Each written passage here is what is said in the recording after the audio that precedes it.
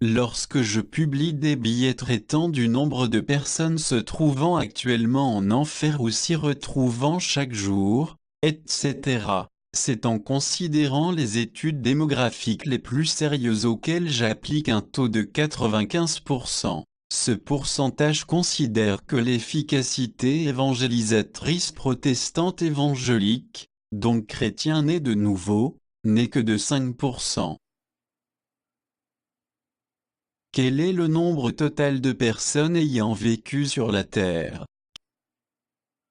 Quel est le nombre total de personnes ayant vécu sur la Terre est l'un des articles du PRB qui a eu le plus de succès. D'abord publié en 1995 puis mis à jour en 2002, cette dernière version de 2011 présente les données jusqu'à la mi-2011, avec une courte vidéo expliquant comment cette estimation a été obtenue. La question de savoir combien de personnes ont vécu en tout sur la Terre revient sans cesse dans les demandes d'informations adressées au PRB. Une des raisons de cet intérêt est que quelque part dans le monde, durant les années 1970, un auteur a déclaré que 75% de toutes les personnes nées sur la Terre depuis les origines étaient vivantes à cette époque-là. Cette statistique a eu la vie dure, même si, avec un peu de réflexion, elle ne paraît guère vraisemblable. Pour que cette estimation soit vraie, il faudrait soit que les naissances qui se sont produites au cours du XXe siècle aient dépassé de beaucoup le nombre de toutes les naissances précédentes, soit qu'un nombre spectaculaire de personnes extrêmement âgées ait été en vie dans les années 1970. Si cette estimation était correcte, elle serait en effet un argument de poids expliquant le rythme rapide de la croissance démographique au cours du XXe siècle. Mais si nous considérons comme une affirmation ridicule l'idée que les 3/4 des habitants qui sont vraiment nés sont vivants actuellement, les démographes ont-ils proposé une meilleure estimation, et quelle pourrait être une estimation raisonnable du pourcentage réel? Ce type d'exercice ne peut être qu'une entreprise très hypothétique, conduite avec beaucoup moins de rigueur que la plupart des recherches démographiques. Toutefois, c'est une idée qui intrigue et fascine et elle peut au moins être abordée avec une approche semi-scientifique. La méthode devra être semi-scientifique parce que, bien entendu, l'on ne dispose d'absolument aucune donnée démographique pour 99% de l'existence de l'humanité sur la Terre. Cependant, avec quelques suppositions sur les populations préhistoriques, nous pouvons au moins nous approcher d'une estimation approximative de ce nombre impossible à saisir avec exactitude. Préhistoire et histoire. Toute estimation du nombre total de personnes qui sont nées sur la Terre dépendra principalement de deux facteurs. La durée de temps depuis laquelle on pense que les humains ont existé sur la Terre et la taille moyenne de la population humaine à différentes périodes. Quel est le nombre total de personnes ayant vécu sur la Terre? 108 milliards. Nombre total de personnes qui sont nées sur la Terre 107 602 707 791. Population mondiale à la mi-2011 6,987 milliards. Pourcentage de toutes les personnes nées sur la Terre qui sont vivantes en 2011 6,5. Source, estimation du Population Référence Bureau. La date à laquelle la race humaine a réellement commencé à exister n'est pas facile à déterminer. Divers ancêtres de l'Homo sapiens semblent être apparus au moins aussitôt que 700 000 ans avant Jésus-Christ. Les hominidés semblent avoir été déjà présents sur la Terre il y a plusieurs millions d'années. D'après la publication des Nations Unies déterminant and Consequences of Population Trend, l'Homo sapiens moderne pourrait être apparu environ 50 000 ans avant Jésus-Christ. Cette longue période de 50 000 ans est la clé de la réponse à la question sur le nombre d'humains qui sont vraiment nés. À l'aube de l'agriculture, environ 8 000 ans avant Jésus-Christ, la population du monde se situait aux alentours de 5 millions, Des chiffres très approximatifs sont présentés dans le tableau. Il s'agit de moyennes basées sur les fourchettes d'estimation fournies par les Nations Unies et d'autres sources. La lente croissance de la population au cours de ces 8 millénaires avant Jésus-Christ, passant de 5 millions environ à 300 millions en l'an 1 de notre ère, se traduit par un taux de croissance très faible, de seulement 0,0512% par an. Il est difficile de proposer un ordre de grandeur de la population mondiale moyenne pour cette période. Selon toute vraisemblance, les populations humaines des différentes régions ont augmenté ou diminué suite aux famines, aux aléas des troupeaux d'animaux, aux hostilités et aux changements de conditions atmosphériques et climatiques.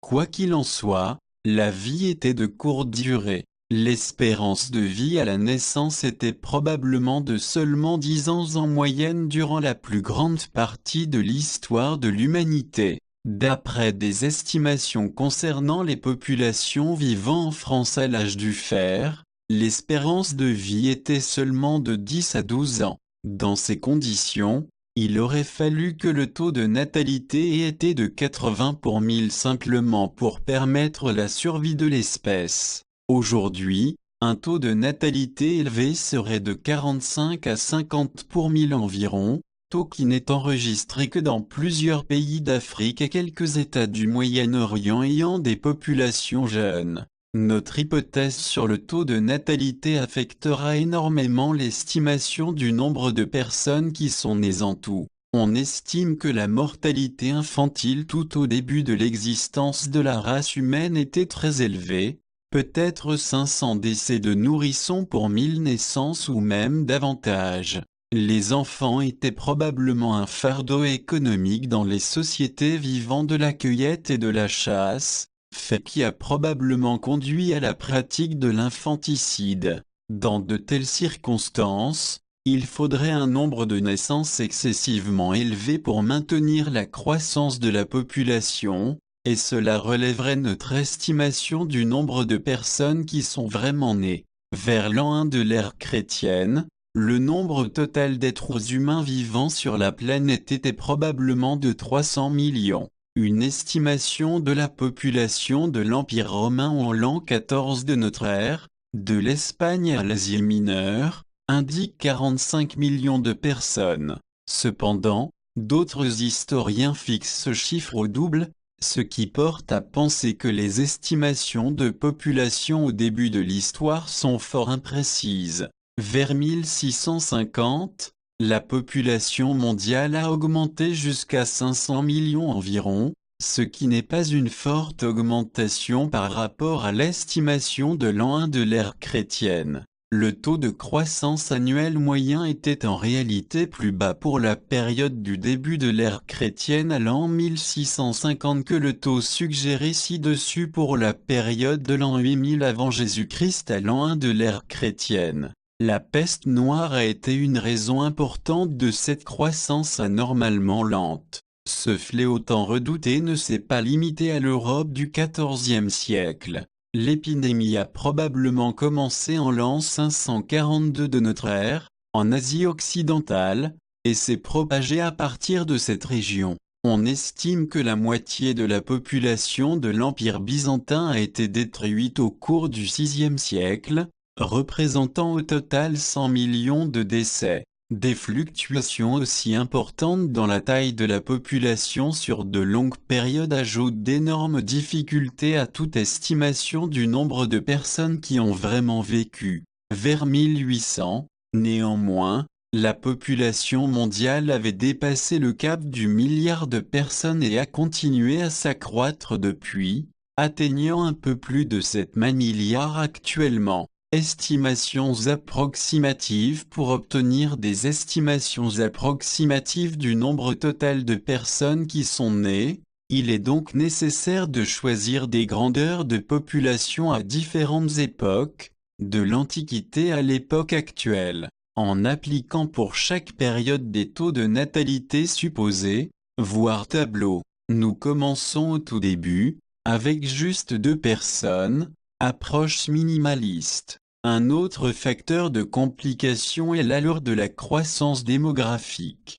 A-t-elle augmenté jusqu'à un certain niveau et ensuite fortement fluctué suite aux famines et changements climatiques? Ou a-t-elle augmenté à un taux constant d'une période de référence à une autre? Nous ne connaissons pas les réponses à ces questions, bien que les paléontologues aient produit de nombreuses théories. Au fin de cet exercice, nous avons supposé qu'un taux de croissance constant s'appliquait à chaque période, jusqu'au temps moderne.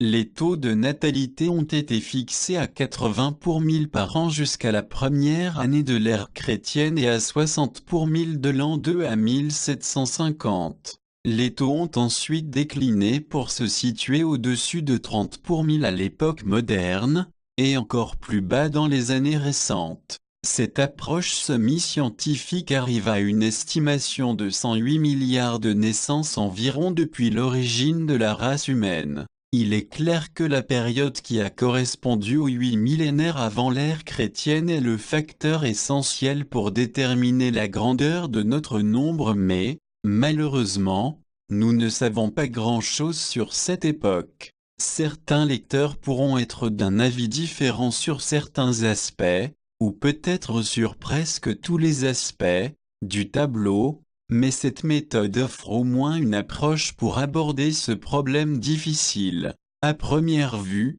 il pourrait sembler que notre méthode sous-estime dans une certaine mesure le nombre de naissances. L'hypothèse d'une croissance démographique constante à l'époque préhistorique sous-estime peut-être l'importance moyenne de la population à cette époque-là, et naturellement, en faisant remonter l'arrivée de l'humanité sur la planète à une époque antérieure à 50 000 ans avant Jésus-Christ, on augmente aussi le nombre de naissances, mais probablement pas énormément. Notre estimation ici est donc que la population vivant actuellement représente 6,5% de toute la population humaine née dans l'histoire de l'humanité. Quand on y réfléchit, ce pourcentage est en réalité assez important. La valeur d'une femme, Bible versus Coran. Ne dit-on pas ma moitié en parlant de notre épouse? D'où croyez-vous que cette expression nous vient? Nous n'aborderons pas ici les droits de la femme dans la Bible ni les innombrables crimes commis contre elles avec l'assentiment de Dieu ni le fait que la Bible comme le Coran d'ailleurs la traite comme une marchandise, un objet, une machine à procréer et servir le mâle autant qu'un objet sexuel, mais juste une simple évaluation comparative en termes de pourcentage. Vous n'aimez certainement pas quand la Bible et le Coran sont comparés et que ces comparaisons donnent pour un sujet donné, sensiblement la même réponse. La réalité est qu'en général lorsque ces livres sacrés disent la même chose, au lieu de elle à approuver, ils démontrent la fausseté du sacré que l'on accorde à ces livres. Prenez la valeur d'une femme, par exemple. La Bible et le Coran abordent la question sous des angles légèrement différents, mais apportent la même réponse. Une femme vaut environ la moitié de la valeur d'un homme. Voici ce que la Bible a à dire. Si tu as à faire l'estimation d'un mâle de 20 à 60 ans, ton estimation sera de 50 cycles d'argent, selon le cycle du sanctuaire. Si c'est une femme, ton estimation sera de 30 cycles. De 5 à 20 ans, ton estimation sera de 20 cycles pour un mâle, et de 10 cycles pour une fille. D'un mois à 5 ans, ton estimation sera de 5 cycles d'argent pour un mâle, et de 3 cycles d'argent pour une fille. De 60 ans et au-dessus, ton estimation sera de 15 cycles pour un mâle, et de 10 cycles pour une femme.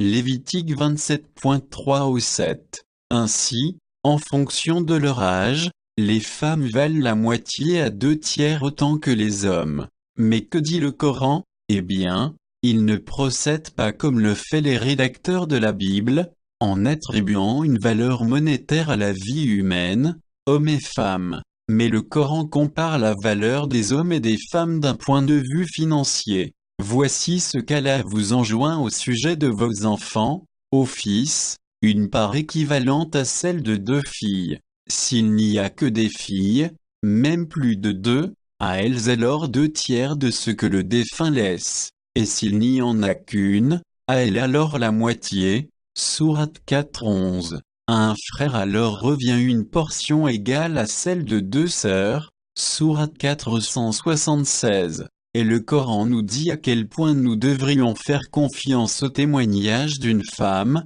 il en vaut la moitié de celui d'un homme. Un homme et 2 femmes parmi les personnes présentant les garanties requises d'honorabilité, en sorte que si l'une oublie un détail, l'autre sera là pour le lui rappeler. Sourate 282. Loué soit Jésus et Mohammed, beurre de cacahuète et gelée soit sur eux. La Bible et le Coran s'accordent, une femme vaut 2 fois moins qu'un homme et ne dit-on pas ma moitié en parlant de notre épouse? D'où croyez-vous que cette expression nous vient?